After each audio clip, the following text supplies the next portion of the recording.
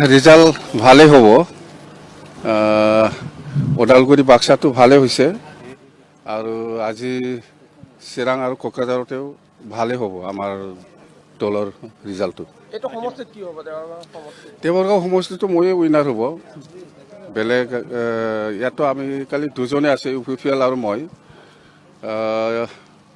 বহুত ডিফাৰেঞ্চত মই জিকিব। কালি বাংশুগুৰিৰ যিবিলাক ঘটনা হৈছে আপোনালোকক জগৰীয়া কৰা হৈছে, আপোনালোকে কি প্ৰত্যুত্তৰ দিব?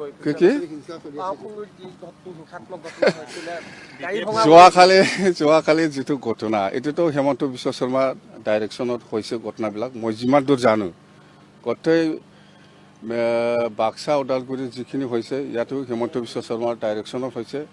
আৰু যোৱাকালি চিৰাং আৰু কোকৰাঝাৰত যিখিনি ঘটনা হৈছে গোটেই হেমন্ত বিশ্ব শৰ্মা জড়িত আছে। বহু সমষ্টিত বিজেপিয়ে প্ৰাৰ্থী দিয়া নাছিল, দুটা জিলাত আমাৰ 15টা আৰু এইফালে ওদালগুৰি আৰু বাক্সাত 16টা, কোকৰাঝাৰ আৰু চিৰাঙত 15টা। স্যাৰ ইতিমধ্যে 2021 আপোনালোকে যেটো 2021 নাই আপোনালোকে তিনিটা মন্ত্ৰী আছে, সেইটো কথা নহয়, সেইটো কথা অহা নাই। ৰিজাল্টটো আউট হ'ব দিয়ক, 12 তাৰিখত। ইয়াৰ পিছত মই ক'ম। দুটা ফেজত আচলতে কিমানটা পাব? দুটা ফেজত 30 ক্ৰছ হ'ব। বিগত সময়ত যি ধৰণৰ ৰাজনৈতিক যুদ্ধ চলিছিল, ইয়াৰ প্ৰভাৱ ভোটাৰ ৰাইজৰ মাজত পৰা বুলি ভাবেনে? একদম আৰামত BTC-বাসী ৰাইজে যিমান জাতি জনগোষ্ঠী আছে সকলোৱে শান্তি বিচাৰিছে, সকলোৱে শান্তি বিচাৰি ভোটদান গ্ৰহণ কৰিছে। আৰু আমি সদায় শান্তিৰ কাৰণে কাম কৰি আহিছোঁ BPF দলে, এইটো সকলোৱে জানে। হেমন্ত বিশ্ব শৰ্মাহে BTC-ত সোমাই পেলাই অশান্তি কৰিব বিচাৰিছিল, কিন্তু নোৱাৰিলে। কেলে মানে BTC অঞ্চলত যিমান জাতি জনগোষ্ঠী সকলোৱে শান্তি বিচাৰে। কালি প্ৰমোদ বৰুৱাই কৈছে আপোনালোকৰ দিনৰ আপোনালোকে প্ৰমোদ বড়োৰ কথা সুধিব নালাগে। যদি সুধিব ইচ্ছা আছে হেমন্ত বিশ্ব শৰ্মাৰ কথা সুধক। আপোনালোকৰ ইয়াত যিহেতু বহু সমষ্টিত প্ৰাৰ্থীও দিয়া নাছিলে বিজেপিয়ে, ইয়াত আহি প্ৰচাৰ হেমন্ত বিশ্ব শৰ্মাৰ যদি কিবা কথা আছে সুধক। এই প্ৰমোদ বড়োক এইবিলাক কাম নাই মোৰ আছিল। হিমন্ত বিশ্ব শৰ্মাই মোক ধ্বংস কৰিব বিচাৰিছিল, বড়ো জাতিক ধ্বংস কৰিব বিচাৰিছিল, পাৰা নাই। হেমন্ত যিটো চিন্তা কৰিছে এইটো ফেইলাৰ। হেমন্ত বিশ্ব শৰ্মাই BTC-ত ধ্বংস কৰিব বিচাৰিছিল, বড়ো জাতিক ধ্বংস কৰিব বিচাৰিছিল, সেইটো ফেইলাৰ। এইবিলাক কথা নুসুধিবি। হেমন্ত বিশ্ব শৰ্মাৰ কি কথা আছে এইটো সুধক। হেমন্ত বিশ্ব শৰ্মা আউট হ'ব লাগিব। তো য'ত হেমন্ত বিশ্ব শৰ্মা আছে মই ইয়াত নাই। আপোনাক আচলতে প্ৰদৰ্শিত কৰিবলৈ যোৱা নোৱাৰে। মই বিৰাট বাৰে কৈছোঁ, হেমন্ত বিশ্ব শৰ্মাই যিমান ট্ৰাই নকৰক কিয় মোৰ লগত নোৱাৰে। আপুনি এটা ইংগিত দিছে হিমন্ত বিশ্ব শৰ্মা য'ত থাকে তাত আপুনি নাথাকিব। নাথাকে। চৰকাৰ হ'লে বিজেপিত যদি এইবিলাক এই নিৰ্বাচন ভালকে হৈ যাব দিয়ক আৰু ৰিজাল্টটো আউট হ'ব দিয়ক, মই পিছত ক'ম। দিছপুৰৰ পৰা যদি আপুনি কোৱা মতে দিছপুৰৰ পৰা যদি হিমন্ত আউট কৰে তেতিয়াহ'লে আপুনি দিছপুৰত ইন মাৰিব নেকি?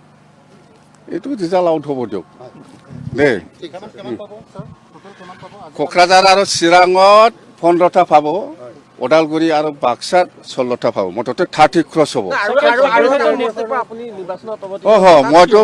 মইতো কচুগাঁও আৰু দেৱৰগাঁৱত প্ৰাৰ্থী দিছোঁ, দুটাও জয়ী হ'ম। নাই এইবিলাক কথা নুসুধিব।